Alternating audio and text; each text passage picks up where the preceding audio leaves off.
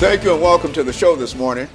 The topic this morning is challenges for African American youth, and we have with us to talk about some of the challenges that are faced by African American youth as well as youth of other ethnic minorities and et cetera throughout the United States today.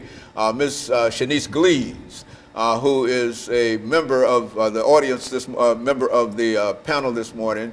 And Ms. SGleaves will give us some information in reference to her background, her education, and her experiences.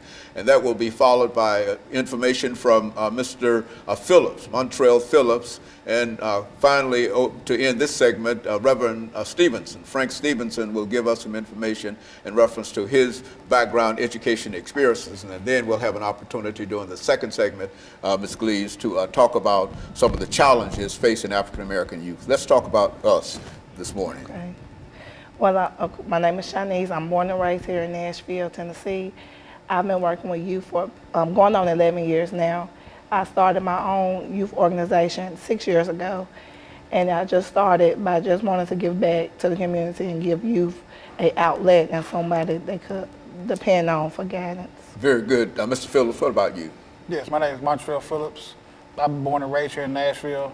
I'm part of the organization called Motivational Management, and I just push positivity and empowerment to anybody I come in contact with.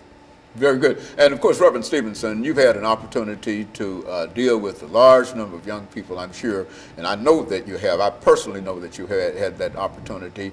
And why don't you give us some information, a sketch in reference to your background, some of the experiences that you've had, and sort of allow us to move out of this first segment of the show this morning. Absolutely, Dr. Haney. So happy to be here with you on this program. I have been a native of Nashville all my life and worked with young people in inner city.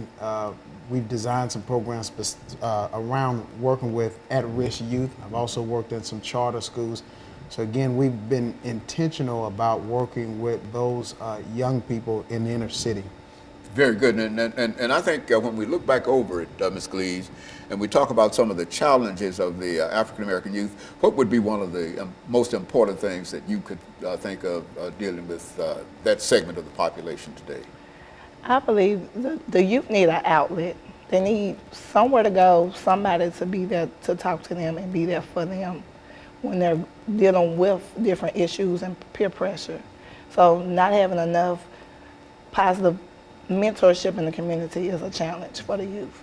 And when you say that the youth need an outlet, or some, are you simply saying that that there are not enough organizations, enough clubs, whatever, community centers, places that youth can go and become involved and actively involved in things like that, is what we're saying? Yeah, I don't think there's enough for the youth to do.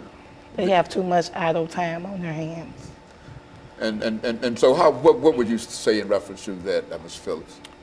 That's true, because I'm looking into starting my organization called Helping Children Excel. It's like a mentoring and tutoring organization, because I come from a bad neighborhood and I know what not to do. And I'm willing to do whatever it takes to help any child excel. And you, Reverend Stevenson, what do you think about that?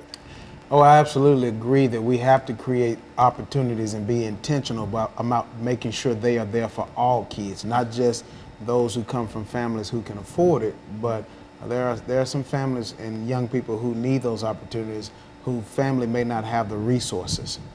And so there seems to be a neglect. Is that what we're saying in a real sense, that there's a neglect dealing with our youth today? Is that what? Yeah, a neglect and a disconnect. So we're not connected to the needs in a very intimate way of what they really need in providing those resources. And so we shouldn't be surprised when we have not provided those opportunities and then we see some of the things we see in terms of behavior that's unacceptable. So we have to be intentional about creating the wraparound services for our youth and our young adults.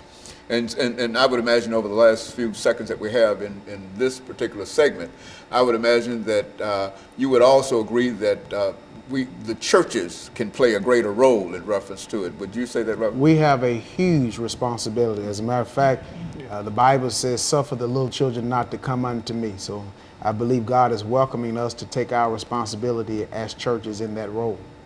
And so everything is all open, Ms. Gleaves. Is that what we're saying? Is that there are some challenges, and we've only dealt with some aspects of all of these challenges during this first part of this show this morning, but we think that we've got enough information here to sort of lay out the foundation for how we might be able to move forward dealing with some of the challenges facing our youth today.